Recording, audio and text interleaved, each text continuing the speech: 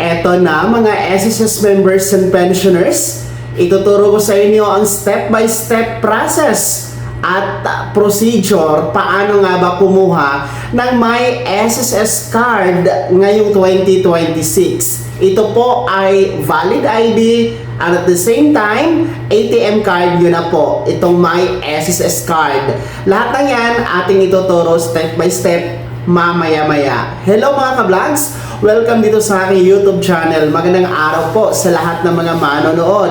Saan po kayong dako sa mundo? Kumusta kayo mga ka-vlogs? So eto na nga ha, makinig kayo mga miyembro at pensionado ng SSS na gusto pong kumuha ng My SSS card. Ituturo ko po sa inyo ang step-by-step process kung paano nga ba kunin ito at makuha nang sa ganon magkaroon kayo ng valid ID and at the same time ATM card na din po mga ka-vlogs.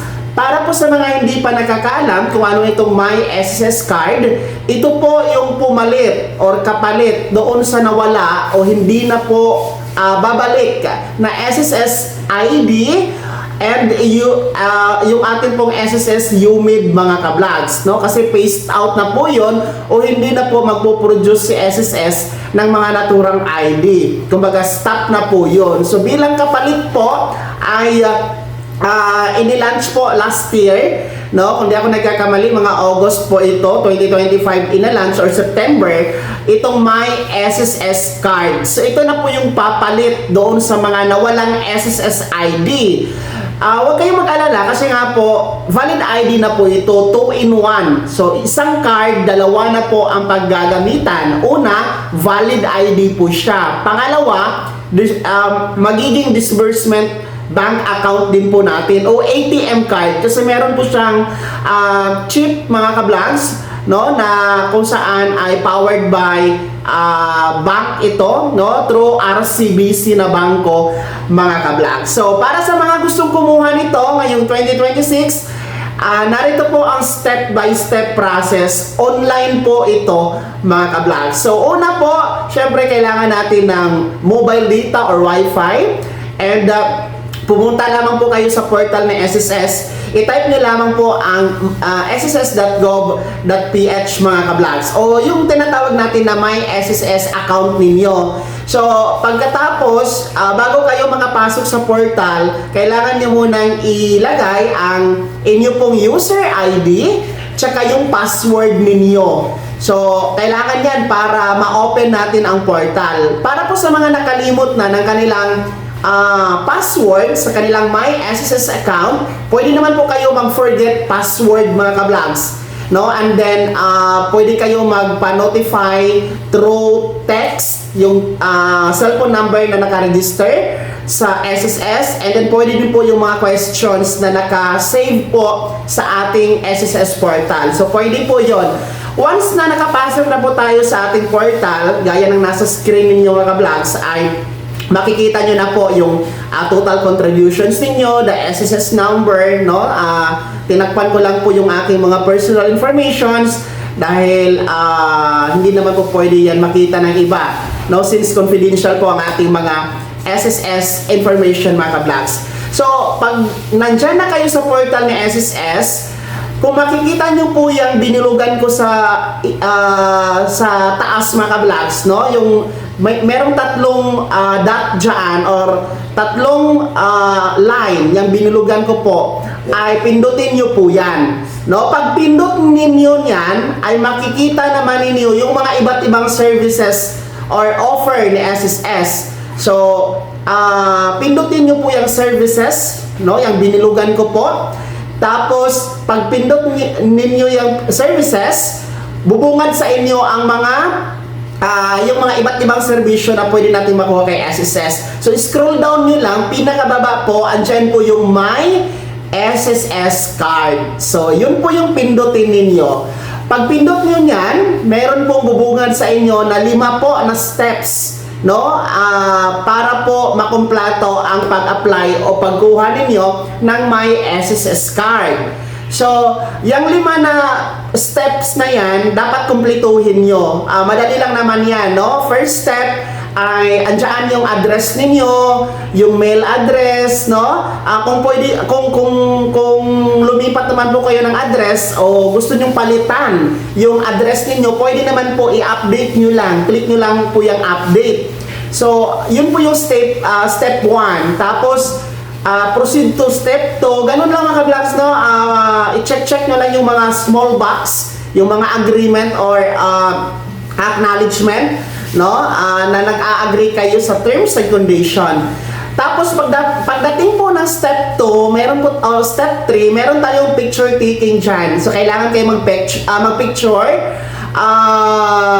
Yung picture naman po is automatic po yan, no? Na naka-access po yung camera natin dyan sa procedure na yan. So after that, ay magpo-proceed lang po yan until aabot tayo sa step 5, yung pinakalas na procedure, no? Which is, ibibigay na doon po yung transaction number, no? Yung transaction number, screenshot nyo lang mga ka-vlogs para hindi nyo po makalimutan kasi gagamitin natin yan sa pag-claim ng ating My SSS card once na-approve na po ito ng bangko. So yun po yung 5 na steps. Very simple mga ka-vlogs. Wala lang 5 minuto, tapos na yan basta malakas lang ang data or wifi ninyo. Talagang walang 5 minuto, tapos na po. Makukompleto na ang steps na yan. So, paano ba kukunin ang ating My SSS card? Saan ito kukunin? No? Kasi kung tapos na, ito ba ay kukunin sa SSS o sa bangko? Well, madalas ito na katanungan. Para po sa kaalaman ng lahat, ang ating pong My SSS card is powered by RCBC na bangko. So, ibig sabihin, doon po ito kukunin sa RCBC mga ka-vlogs. So, paano ba malalaman na available na ang ating My SSS card? Mag-antay po kayo mga ka-vlogs na ang RCBC ay magno-notify sa inyo. Paano ba ma-notify? Through our email address or through our cellphone number na nakarehistro, mano-notify kayo. Magte-text sila or magsisend sila ng email sa inyo na approve na, available na ang inyong My SSS card. Ilang araw ang approval nito? So ayon po sa website ng SSS, nasa 15 to 20 days bank days, no, ni RCBC po. 15 to 20 days ang approval, no, days dito sa ating My SSS card. So madali lang mga ka-vlogs, no? Unlike before na kung kukuha tayo ng SSS ID or UMID, aabot pa sa maximum 3 months. Tapos ang tagal-tagal talaga dumating. Unlike ngayon, 15 to 20 days lang, approve na, makukuha na po natin ang ating My SSS card. Ang kaibahan niya lang talaga sa mga naunang ID ni SSS, itong My SSS card, meron po siyang expiry date. Kasi nakalink ito sa RCBC, pero pwede naman po siyang i-renew kasi nga po subject for bank policy naman ang ating My SSS card. So, maganda ito para sa mga wala pang ID, wala pang SSS ID, no? Ito na talaga ang kapalit, and at the same time, ATM card na natin. Kung maglo-loan kayo kay SSS, kung magpe-pension kayo kay SSS, kung magki-claim kayo ng mga benefits, just like death benefits, funeral benefits, sickness benefit, maternity benefits, no? Iba pang mga benepisyo, ay dyan na po madideposit, no, sa My SSS card ang lahat ng yan mga ka-vlogs. Well, sa katapusan po, no, sa mga nagtatanong, yung mga merong SSS ID na luma, no, yung SSS ID or UMID, ano ba ang mangyayari doon? Valid pa ba yon? Kailangan bang palitan yon dito sa bagong My SSS card?